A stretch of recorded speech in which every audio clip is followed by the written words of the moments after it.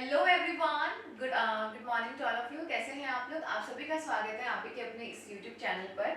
आज हम लोग डिस्कस करने वाले हैं साइंस की बहुत इंपॉर्टेंट क्वेश्चन। जैसे कि आपका वन रक्षक का एक जो एग्जाम है वो बहुत नजदीक है, एक दो दिन ही रिमेनिंग है। सो प्लीज ये क्लास आप जरूर देखकर जाइएगा, मोस्ट इंपॉर्टेंट है और यहाँ से क्वेश्चन बनने के पूरे पूरे चांसेस हैं।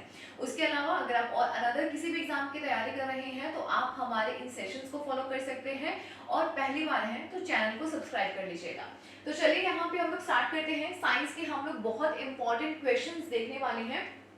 उससे पहले एक बहुत ही अच्छा सा motivational quote, suffering is the essence of success. तो आप लोग जानते हैं कि सफर यानी कि हम किसी भी मोड पर है ना, अगर हमें कुछ भी अचीव करना है तो हमें तड़पना तो होगा ना। मैं अक्सर बोलती हूँ ना कि जो तड़पेगा वही निखरेगा। जैसे हम सोने को बहुत ज़्यादा गर्म करते हैं, उसको तपाते हैं, उसको मतलब कि उसके ऊपर बहुत ज़्यादा वार किए जाते हैं, तब जाके वो कितने अच्छे ऑर्नामेंट्स में बदलते हैं ना।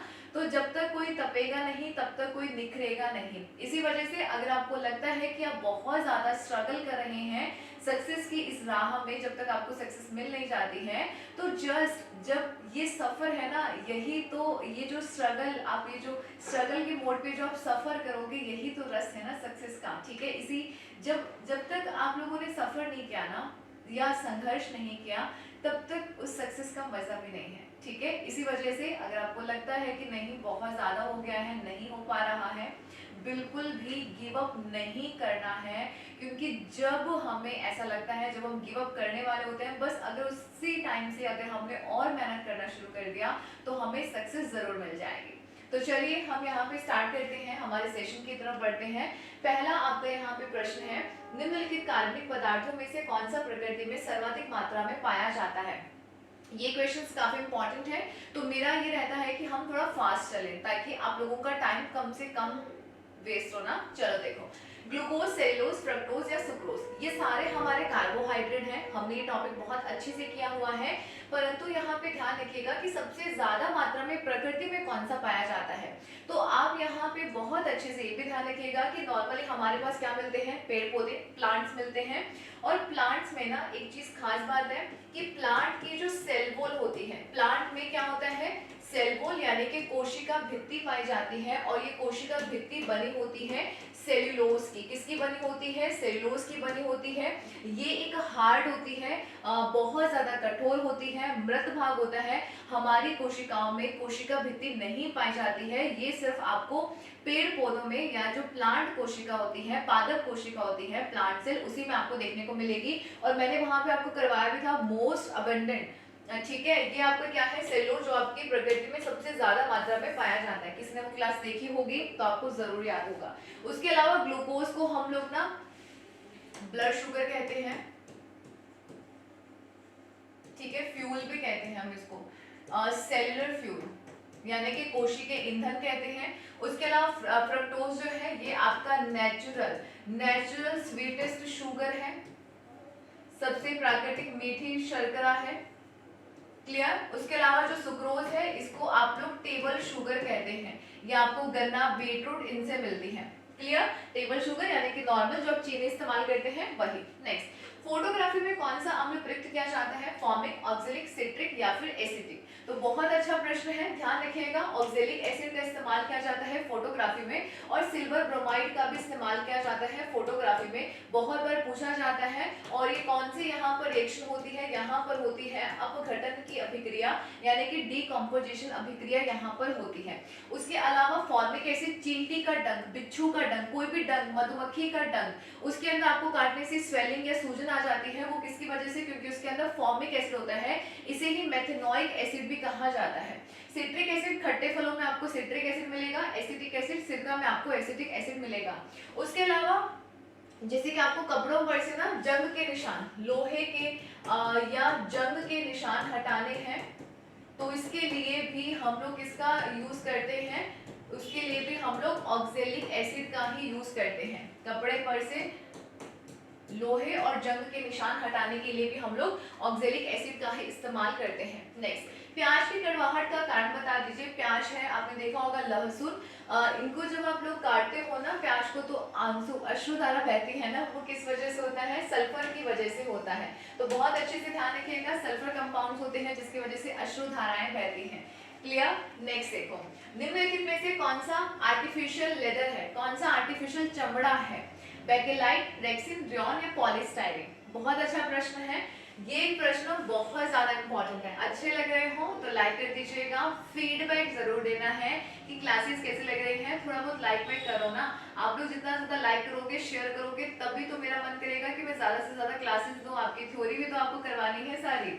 चलो देखो, यहाँ पे ध्यान रखिएगा, बेकेलाइट हमारे जो बर्तन के हैंडल होते हैं ना, यूटेंसिल्स के हैंडल, बर्तन के जो हैंडल होते हैं पकड़ने वाले, जैसे कि टोपिया है, कढ़ाई है, उनके जो हैंडल होते हैं, आपने देखा होगा प्लास्टिक लगा होता है, वो गर्म नहीं होता है, बेकेलाइट होता है। राइट आंसर इसका रहेगा रेक्सिन। रेयॉन, ये आपका, इसको आप लोग ना आर्टिफिशियल क्या बोलते हैं? रेशम, आर्टिफिशियल सिल्क। क्लियर? और पॉलीस्टाइरीन, इसे हम लोग प्लास्टिक वगैरह बनाते हैं। क्लियर? नेक्स्ट देखो, नेक्स्ट यहाँ पे प्रश्न है आप लोगों के पास, पानी से निकालने पर शेविंग ब्रश के बाल आपस में चिपक जाते हैं, रीजन? अब पेंट में से कोई ब्रश निकालो तो चिपक जाएंगे, शेविंग ब्रश पानी में से निकालो तो चिपक जाएंगे। प्रस्थ तनाव, शांता, इलास्टिसिटी या फिर फ्रिक्शन? तो बहुत अच्छा ये प्रश्न है, इसका राइट आंसर होगा प्रस्थ तनाव की वजह से हो जाते हैं, क्योंकि वहां पर प्रस्थ तनाव काफी कम हो जाएगा, सॉरी ज्यादा होगा, जिसकी वजह से वो आपस में चिपक जाते हैं। शांता, विस्कोसिटी, किसी भी द्रव के बहने की जो स्पीड है। आपने देखा होगा, अगर आप शहद ले ले और एक कोका कोला ले ले, दोनों को गिराओगे तो शहद बहुत धीरे से, आराम से, क्योंकि वो बहुत गाढ़ा है, और कोका कोला नॉर्मल रहेगा तो वो जल्दी से निकल जाएगा बॉटल में से। ठीक है, उसको हम बोलते हैं विस्कोसिटी या गाढ़ापन। पटासन, किसी में खिंचाव, किसी को खींचने की जो क्षमता है, वो इलास्टिसिटी। फ्रिक्शन, दो सरफेस के बीच में जो बल लगता है उसे हम लोग घर्षण कहते हैं। नेक्स्ट देखो, जब कुएं से पानी की बाल्टी को ऊपर खींचते हैं तो हमें महसूस होता है, अपने फील क्या होगा ना, गांव में अगर आप लोग करते हैं, या इवन अगर हमारे घरों में कहीं कई बार क्या है कि टंकी में पानी है, अगर हमें नीचे से निकालना है, तो जब तक बाल्टी जो है पानी के अंदर है तब तक हमें फील होता है कि अरे हल्की है, और जैसे जैसे ऊपर खींचने लगते हैं पानी से, जैसे बाल्टी बाहर आने लगती है, तो बड़ा मतलब पूरा जोर लग जाता है ना। वो किस वजह से होता है? क्योंकि पानी की सतह से ऊपर आने पर बाल्टी जो है वो भारी हो जाती है। अब ऐसा क्यों होता है, आपको ये चीज बहुत अच्छे से ध्यान रखना है। मान लीजिएगा यहाँ पर आपकी बाल्टी और यहाँ पर क्या है? पानी है। ठीक है, जब तक ना बाल्टी जो है वो पानी के अंदर है तो इसके ऊपर एक उत्प्लावक बल लगता है। ठीक है, उत्प्लावक बल लगता है और जो इसको ऊपर ढकेलने की तरफ काम करेगा। जैसे ही ये पानी के अंदर ही लगेगा, जैसे ही बाल्टी पानी के बाहर आ गई तो क्या होगा? उत्प्लावक बल लगेगा नहीं, और क्या होगा कि आपको पूरा अपना फोर्स लगाना पड़ेगा। तो ये बायनेंसी फोर्स की वजह से होता है। राइट आंसर आपका रहेगा ए नंबर ऑप्शन। नेक्स्ट देखो, अंगूर में प्रचुर मात्रा में कौन सा अम्ल पाया जाता है? एसिटिक, सिट्रिक, मैलिक या टार्ट्रिक? बहुत बहुत अच्छा, आज के प्रश्न बहुत ज्यादा इंपॉर्टेंट है, स्किप नहीं कीजिएगा। राइट आंसर इसका रहेगा D number option, tartaric acid. इमली के अंदर भी मिलेगा, अंगूर के अंदर भी मिलेगा, कौन सा? Tartaric acid. क्लियर? उसके अलावा जो एसिटिक एसिड है ना, ये आपको मिलता है सिरका में। सिट्रिक एसिड खट्टे फलों में, बहुत बार बात कर ली। मैलिक एसिड आपको मिलेगा एप्पल में। ठीक है, नेक्स्ट देखो, पीने वाली शराब का मुख्य स्रोत बता दीजिए। Maithil alcohol, ethyl alcohol, methanol या डाई एथाइल? तो ध्यान रखिएगा बहुत अच्छे से, C2H5OH, ये क्या है? पीने वाली शराब है। OH जैसे ही जुड़ता है तो वो अल्कोहल ग्रुप होता है, और उसको ऑल करके हम लोग प्रोनाउंस करते हैं। तो बहुत अच्छे से, ये पीने वाली शराब है और ये आपका मैथिल अल्कोहल, इसके अंदर कार्बन एक ही होगा। अगर कार्बन यहाँ पे एक ही है तो ये मैथिल अल्कोहल जो है वो कैसी होती है? जहरीली शराब होती है, आप इसको पी नहीं सकते हैं। कई बार आपने सुना है ना कि गांव में जो देसी शराब पीने से कुछ व्यक्तियों की मौत हो गई है, वो इसी वजह से, क्योंकि जब इसको बनाया जाता है उस समय क्या होता है कि अगर ध्यान नहीं रखा गया और एथिल की जगह पे मैथिल बन गया तो गए काम से। ठीक है, ध्यान रखिएगा। तो इसका राइट आंसर आपका रहेगा बी नंबर ऑप्शन। लाल स्याही बनाई जाती है फिनॉल, एनिलीन, कांगो रेड या इयोसिन से? तो ध्यान रखिएगा, लाल स्याही जो है वो इयोसिन से बनाई जाती है। इंपॉर्टेंट है, फैक्चुअल है, याद रख लीजिएगा। किस अम्ल का उपयोग पेट्रोलियम संशोधन में किया जाता है? आप लोग जानते हैं ना, जस्ट ये पेट्रोलियम क्या है? कच्चा तेल। और ये हमारा कैसा संसाधन है? तो ये हमारा फॉसिल फ्यूल है, ये हमारा जीवाश्म की कैटेगरी में आता है। और कैसा है? परंपरागत है। और कैसा है? अनव्यकरणीय है। अनव्यकरणीय यानी कि रीन्यूएबल ये नहीं है, नॉन रीन्यूएबल है, आप इसको रीन्यू नहीं कर सकते हैं, एक बार खत्म तो खत्म। तो कच्चे तेल में बहुत सारी गैसेस हैं, जैसे कि इसी से पेट्रोलियम से ही हम पेट्रोल, डीजल, केरोसिन वगैरह ये सारी चीजें प्राप्त करते हैं। तो इसको ना पर्टिकुलर कुछ एसिड का इस्तेमाल किया जाता है, उनमें से सारी चीजें अलग अलग की जाती हैं, और भी बहुत सारे मेथड हैं। तो बहुत अच्छे से ध्यान रखिएगा कौन से एसिड का इस्तेमाल होता है। आंसर आपका रहेगा सल्फ्यूरिक एसिड। कौन सा रहेगा? सल्फ्यूरिक एसिड रहेगा। ओके, नेक्स्ट, मोती मुख्य रूप से बना होता है, मोती पर्ल आपको बताना है, तो ये होता है कैल्शियम कार्बोनेट। क्या होता है? कैल्शियम कार्बोनेट का बना होता है। और कैल्शियम ऑक्सलेट ये तो है पत्थरी, और ये पत्थरी कहाँ पे होती है? आपकी किडनी में होती है। हमारा जो किडनी स्टोन होता है वो कैल्शियम ऑक्सलेट होता है। ओके, नेक्स्ट देखो,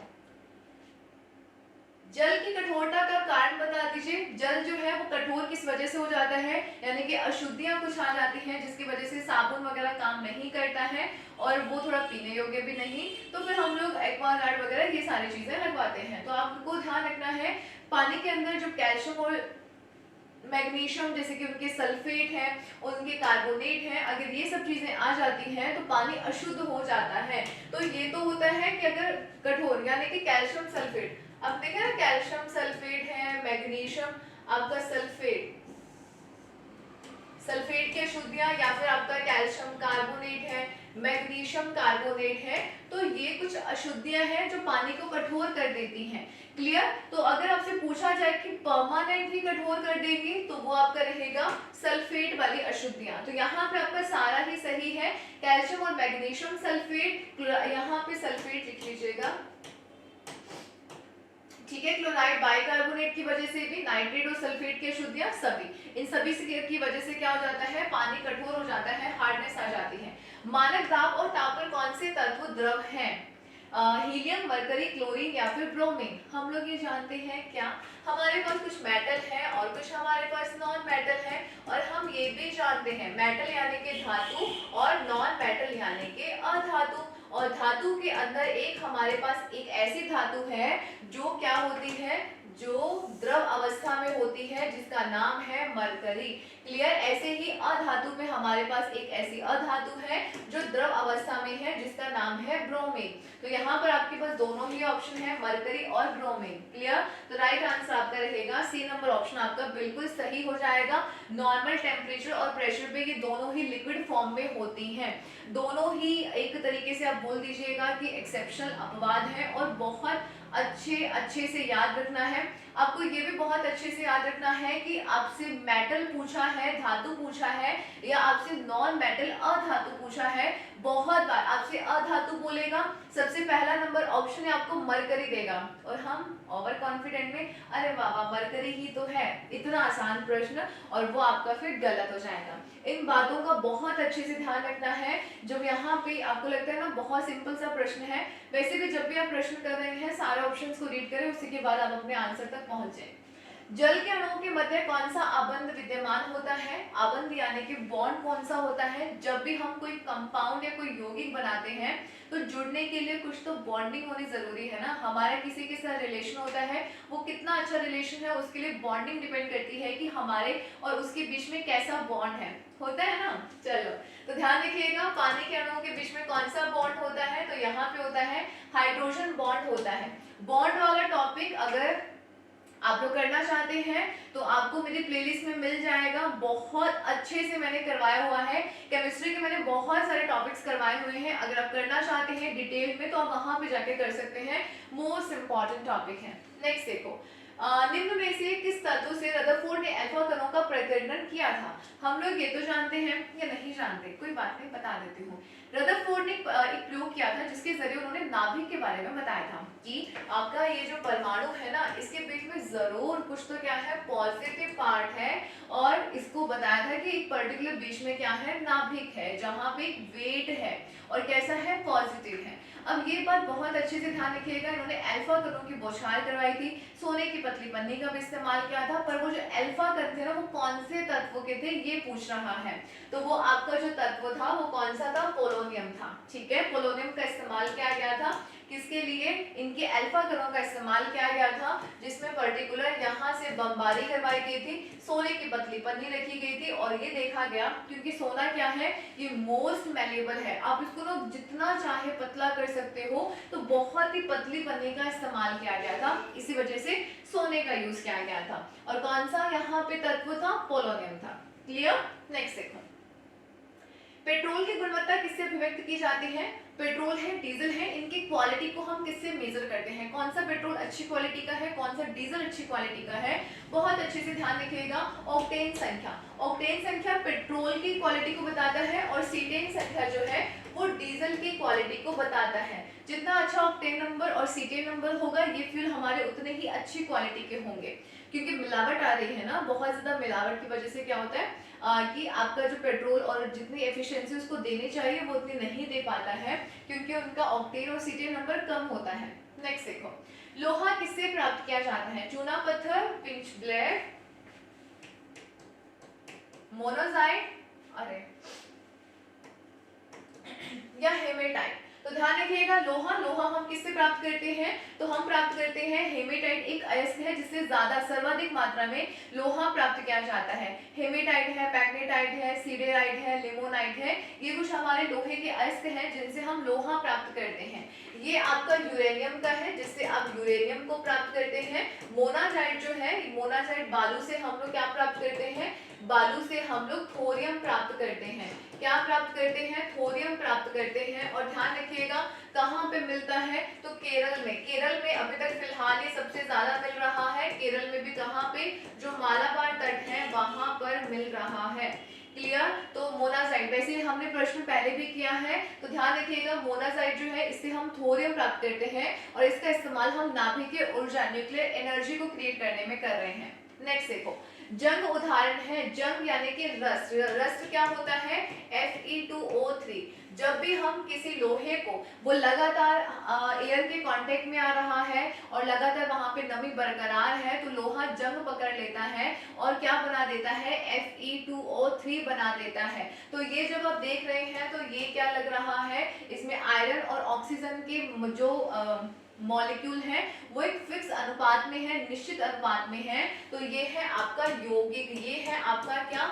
यौगिक, यानी कि इसको आप कहेंगे कंपाउंड कहेंगे। बहुत अच्छे से ध्यान रखिएगा, कंपाउंड क्या होता है? कंपाउंड आपका वो होता है जिसमें कोई भी दो आपके जो मॉलिक्यूल या एटम जो है वो फिक्स रेशो में हो, निश्चित अनुपात में हो। अगर अनुपात गड़बड़ किया तो कुछ और बन जाएगा, ठीक है, फिर वो मिश्रण बन जाएगा। तो ध्यान रखिएगा ये क्या है? एक यौगिक या कंपाउंड का एग्जाम्पल है। नेक्स्ट, क्विक सिल्वर का रासायनिक नाम बता दीजिए। क्विक सिल्वर, पारा, चांदी, स्वर्ण, तांबा। तो बच्चे जिनको नहीं पता वो सीधा जाएंगे चांदी पर, परंतु ध्यान रखिएगा राइट आंसर है पारा। क्लियर। मरकरी जो है इसी को ही क्विक सिल्वर कहा जाता है, क्योंकि जब इसको देखेंगे ना तो ये सिल्वर से कलर का आपको दिखाई देता है, इसी वजह से। पानी का अपेक्षित घनत्व सर्वाधिक किस तापमान पर होता है? घनत्व क्या होता है? जब मॉलिक्यूल बहुत ज्यादा नजदीक है तो उसे ही हम लोग क्या बोलते हैं? घनत्व कहते हैं, डेंसिटी कहते हैं। बहुत अच्छे से ध्यान रखिएगा, अगर घनत्व यानी कि डेंसिटी ज्यादा है तो वहां पर वॉल्यूम जो है, वॉल्यूम यानी कि जो आयतन है वो कैसा होगा? आयतन वहां पर कम होगा। आयतन क्या होता है बेसिकली? जैसे कि जगह, कोई भी चीज कितनी जगह घेर रही है, कितना स्पेस ऑक्यूपाई कर रही है, उसे ही हम लोग वॉल्यूम कहते हैं। मैंने बोला कि घनत्व क्या होता है? कोई चीज कितने, उसके मॉलिक्यूल कितने पास पास में है उतना ही उसका घनत्व ज्यादा होगा। अगर कोई मॉलिक्यूल ज्यादा पास पास में है इसका मतलब जगह कम घेरेंगे, जगह कम घेरेंगे यानी कि आयतन कम होगा। डन। तो इसी वजह से मैंने बोला कि अगर किसी का घनत्व ज्यादा है तो यानी आयतन कम होगा, आयतन ज्यादा तो घनत्व कम। तो ये जो 4 डिग्री सेंटीग्रेड है ना, इस तापमान पर घनत्व सबसे ज्यादा होता है। अगर घनत्व सबसे सबसे सबसे ज्यादा है तो यहाँ पर आयतन सबसे कम होगा। अगर आपसे यहाँ पर प्रश्न पूछ लिया जाए कि कौन से तापमान पर पानी का आयतन सबसे कम होता है, तो कर दोगे ना, गलत थोड़ी ना करोगे। क्या होता है? 4 डिग्री सेंटीग्रेड। डन। नेक्स्ट देखो, जब शुद्ध जल में डिटर्जेंट डाला जाता है तो प्रस्थ तनाव, तो क्या होता है? पानी में सरफ डालोगे, सरफ सफाई करने का काम करेगा, तो क्या करता है? प्रस्थ तनाव को घटा देता है। कोई चिकनाहट है, गंदगी है, वो ऐसे कपड़ों के साथ जमा होती है क्योंकि प्रस्थ तनाव ज्यादा होता है। डिटर्जेंट डाला, पिघलाएगा, प्रस्थ तनाव कम करेगा, और गंदगी साफ, तो क्या होता है? प्रस्थ तनाव घट जाता है। बहुत इंपॉर्टेंट प्रश्न है, हर एक एग्जाम के लिए इंपॉर्टेंट है। नेक्स्ट देखो, निम्न में से कौन सी राशि अदिश है, यानी कि आपका यहाँ पे कौन सा है जो स्केलर क्वांटिटी है, यानी अदिश जिसमें कोई दिशा नहीं है। जो हमारे यहाँ पे राशियां होती है ना, या तो क्या होता है? परिमाण होता है, ठीक है, अकेला, या तो होगा परिमाण प्लस दिशा। परिमाण भी होगा यानी कि मैग्नीट्यूड, और क्या होता है? डायरेक्शन होती है। जैसे कि मुझे ना, हाँ, मतलब मेरे ऊपर कोई फोर्स लगाना चाहे, या मुझे कहीं पर फोर्स लगाना है, मैं क्या हवा में लगाऊंगी? क्या नहीं ना। अगर मुझे किसी वस्तु पर फोर्स लगाना है तो मैं पर्टिकुलर एक दिशा में, एक डायरेक्शन में बल लगाऊंगी। तो उसमें कितना बल लगाऊंगी? 5 न्यूटन, 10 न्यूटन। तो ये जो 5 और 10 है, ये है परिमाण यानी कि मैग्नीट्यूड, और मैंने किस दिशा में लगाया, वो है डायरेक्शन। तो ये राशियां कैसी होती है? ये होती है सदिश, क्योंकि दिशा के साथ। अब अदिश क्या होता है? जिसमें सिर्फ परिमाण होगा, दिशा नहीं होगी। जैसे कि स्पीड, चाल, मैं जा रही हूँ 10 मीटर प्रति सेकंड की रफ्तार से, चाल जो है वो है अदिश, दिशा नहीं है। वेग की बात करेंगे, वेग होता है सदिश, क्योंकि उसके अंदर क्या होती है? उसके अंदर होती है दिशा, मैं किस दिशा में जा रही हूँ, ठीक है। जैसे कि अगर मैं बात करूं, वेग है, विस्थापन है, उसके अलावा जैसे कि बल है, जैसे कि आवेग है, उसके अलावा संवेग है, ठीक है। ये हमारी होती है सदिश राशियां। अदिश राशियां यहाँ पे ध्यान रखिएगा, द्रव्यमान, द्रव्यमान है, भार है, ठीक है, ताप है, दाब है, ये सारी कैसे होती है? ये सारी होती है आपकी अदिश राशियां। अदिश यानी समझ गए हैं ना, सिर्फ जिसमें क्या होगा? परिमाण होगा। मतलब कि द्रव्यमान कितना है? 500 किलोग्राम है या 50 किलोग्राम है। डायरेक्शन बताने की जरूरत है क्या? नहीं ना। उसका उसका जो वजन है 500 ग्राम है उस दिशा में, ऐसा थोड़ा ना होता है, ठीक है। तो इसी वजह से ध्यान रखिएगा कि ये हमारी कैसी है? अदिश, जिसमें सिर्फ परिमाण होगा, दिशा नहीं होगी। तो वेग है, विस्थापन है, कोणीय संवेग है, ये सारी आपकी सदिश राशियां हैं, परंतु जो द्रव्यमान है ये हमारी अदिश राशि है। क्लियर? नेक्स्ट देखो, इनमें से कौन सी वस्तु एक कीट के शरीर का स्राव है, यानी कि कुछ ऐसा बताना है कि वो जंतु क्या करता है? सिक्रीट करता है, स्रावित करता है, और वो वस्तु बन जाती है। शहद नहीं, लाख, कोरल या मोती। तो ध्यान रखिएगा, लाख, लाख जो होता है, कीट क्या करता है? अपना सिक्रीशन करता रहता है और लाख का निर्माण हो जाता है। तो सेकेंड नंबर ऑप्शन यहाँ पे बिल्कुल सही हो जाएगा। नेक्स्ट, निम्न में से किसका वेग अधिकतम था, यानी कि वेलोसिटी बतानी है, किसकी सर्वाधिक है? एक्स किरणें, प्रकाश, पराध्वनिक या इलेक्ट्रॉन। तो वैसे तो ये सारी क्या है? इलेक्ट्रोमैग्नेटिक किरणें हैं ये दोनों, और पराध्वनिक जो तरंगे हैं ये आपकी साउंड वेव है, और ये तो वैसे भी इलेक्ट्रॉन है। तो इनमें सबसे ज्यादा जो वेलोसिटी है, वेग है, वो रहेगा प्रकाश का 3 गुना 10 की पावर 8 मीटर प्रति सेकेंड। अगर आपको अच्छा लग रहा है तो लाइक और दोस्तों के साथ शेयर कर दीजिएगा। पहली बार आ रहे हैं चैनल पर तो सब्सक्राइब कर दीजिएगा। ओके, 3 गुना 8 मीटर प्रति सेकंड, या आप इसको लिख सकते हैं 3 गुना 10 की पावर 5 किलोमीटर प्रति सेकंड। मैंने यहाँ पर क्या किया? मैंने यहाँ पर यूनिट चेंज कर दी, ऐसा भी पूछा जाता है, या 30 करोड़ मीटर प्रति सेकंड। समझ गए? ये सारी यूनिट्स हैं, बस यूनिट बहुत अच्छे से ध्यान रखिएगा जब आप फिजिक्स के क्वेश्चंस कर रहे हैं। उसके अलावा साउंड की तो कितनी होती है? 332 मीटर प्रति सेकंड, तो ये तो होगा नहीं। बी नंबर ऑप्शन आपका यहाँ पर बिल्कुल सही हो जाएगा। नेक्स्ट देखो, एक समतल दर्पण की वक्रता त्रिज्या होती है कितनी? 0, 1, अनंत, और या 1 और अनंत के बीच में। हमारे पास ना लगभग 3 प्रकार के दर्पण होते हैं। एक तो होता है आपका कैसा? एक आपका होता है उत्तल दर्पण, एक आपका होता है अवतल दर्पण, ठीक है, और एक आपका होता है प्लेन मिरर यानी कि समतल दर्पण। आपको क्या करना होता है, जब भी आप किसी की वक्रता त्रिज्या निकालेंगे तो आपको क्या करना होगा, सेंटर से लोगे और इस प्रकार से गोला बनाओगे। क्लियर? तो यहाँ पर ये जो आपके यहाँ पर त्रिज्या आएगी वो होती है वक्रता त्रिज्या। ऐसे ही सेम आप यहाँ पर इसके साथ भी करोगे या इधर से कर लो, ठीक है। ये यहाँ पर वक्रता त्रिज्या, बट आप जब प्लेन मिरर की बात करोगे तो अब यहाँ पर कहाँ मिलाओगे, कुछ है नहीं ना मिलाने के लिए, दूर तक चले जाओ, अनंत तक चले जाओ। इसी वजह से यहाँ पर इसकी जो वक्रता त्रिज्या होती है यानी कि रेडियस ऑफ जो कर्वेचर होती है वो रहती है अनंत, इनफाइनाइट रहेगी। तो सी नंबर ऑप्शन आपका यहाँ पर बिल्कुल सही हो जाएगा। ये प्रश्न आपके एग्जाम्स के पॉइंट ऑफ व्यू से मोस्ट इंपॉर्टेंट है, इनको बिल्कुल स्किप नहीं करना है। गारंटी है कि यहाँ से प्रश्न आपके बन जाएंगे। अच्छे लग रहे हैं तो लाइक और शेयर कर दीजिएगा। पीडीएफ आपको हमारे Telegram channel Divya Chandani ma'am पर मिल जाएगी। बाकी के जितने पीडीएफ हैं वो सारे आज अपलोड हो जाएंगे। Take care.